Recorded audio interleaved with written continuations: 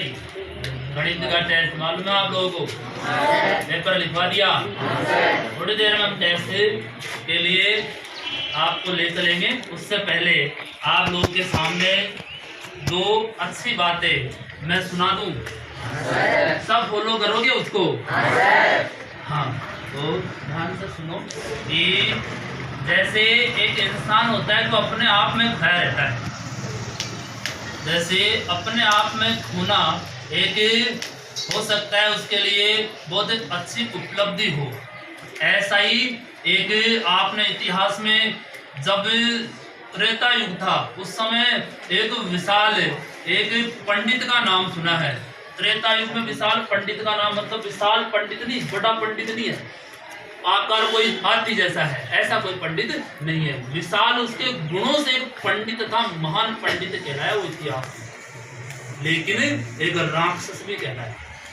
नाम ध्यान है, रावण नाम सुना है? तो इतिहास का ऐसा एक वो प्राणी था कि उसके अंदर गुण बहुत थे, अच्छाई इतनी थी कि एक तरीके से वो चाहे तो एक तरीके से उसे जो हम उस भगवान को मानते हैं उसके बराबर उनको दर्जा दे सकते थे। एक तरीके से बहुत ज्ञानी था एक तरीके से, लेकिन उसके अंदर एक अहंकार बैठा था और उस अहंकार के खातिर उसका जो ज्ञान है, उसका जो साम्राज्य है, वो उसके अहंकार में दब गया। भाई एक तरीके से अहंकार में लुप्त हो गया, उसका नाम मिट गया एक तरीके से।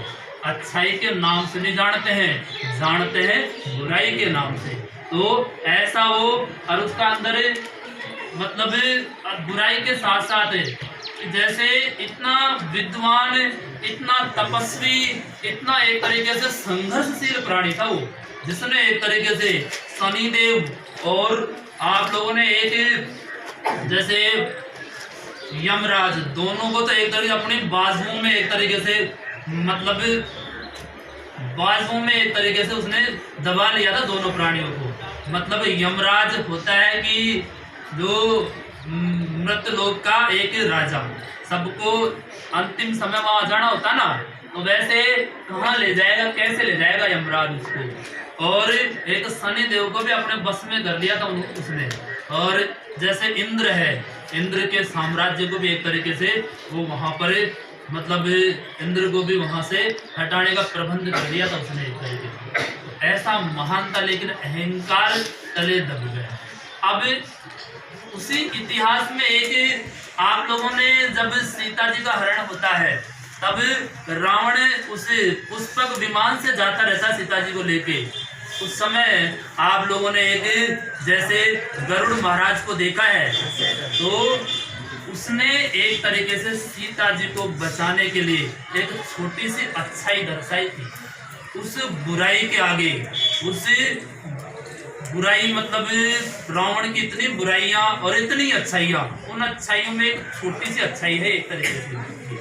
तो इस अच्छाई से वो रावण से ज्यादा पूजनीय हो गए ना, क्योंकि उन्होंने एक तरीके से ऐसा सोचा कि ये दुनिया के सभी प्राणियों को बस में कर सकता है, तो मैं तो नाम मात्र का हूँ इसके आगे। ये तो चाहेगा कि मेरे को ऐसे फूंक मार के ही उड़ा देगा एक तरीके से। लेकिन उसने कोशिश की एक तरीके से उन परिस्थितियों के सामने झुकानी, उसने एक तरीके से कोशिश की और उस कोशिश को इतिहास में आज एक नए नाम से, उनका भी अच्छे नाम से जिक्र होता है, अच्छों में गिना जाता है, उनको भी हम मानते हैं इतिहास में एक तरीके से। तो अच्छाई आप अंत तक कोशिश तो करो, आप किसी परिस्थिति के आगे झुको मत, अपना संघर्ष लास्ट तक दर्शाओ। ऐसे कैसे कि कोशिश करोगे आपका हो सकता है आप मान लो किसी लक्ष्य में पीछे रह जाओ तो लोग 10 बातें तो नहीं करेंगे आपके बारे में, लोग अच्छा ही फील करेंगे कि भैया ने पढ़ाई की है, मेहनत की है, फिर भी एक तरीके इसको लक्ष्य से कम उपलब्धि मिली है। तो इसमें भाई हो सकता है इसका IQ कम हो, इसकी थोड़ी सी कमजोरी हो, तो ऐसा कोई 10 बात नहीं करेगा। हमको अच्छा बिहेव देखने को मिलेगा, अच्छे एक तरीके से सामने प्रदर्शन देखने को मिलेगा, अपने बारे में अच्छा सुनने को मिलेगा। लेकिन हम कुछ नहीं करेंगे लाइफ में, ऐसे कैसे हैं, ऐसे जैसे आते हैं और कुछ परिवर्तन नहीं लाएंगे, तो बेटा एक तरीके से कि आपको आसपास के है ना वो एक तरीके से टोक टोक के रोक रोक के खा जाएंगे एक तरीके से, कि वो एक तरीके से सबक हो जाएगा उनके लिए यदि आप कोशिश करोगे, मेहनत करने का प्रयास करोगे इधर उधर से।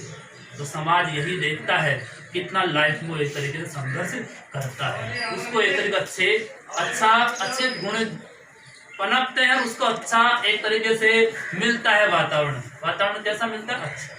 तो आप इस बात का विशेष ध्यान रखें अगले। और यदि आप लोगों को ये वीडियो पसंद है, वीडियो अच्छा लगे तो इसको लाइक करें और इस चैनल को सब्सक्राइब करें, और आगे आप लोगों के सामने एक नया वीडियो फिर से लाएंगे।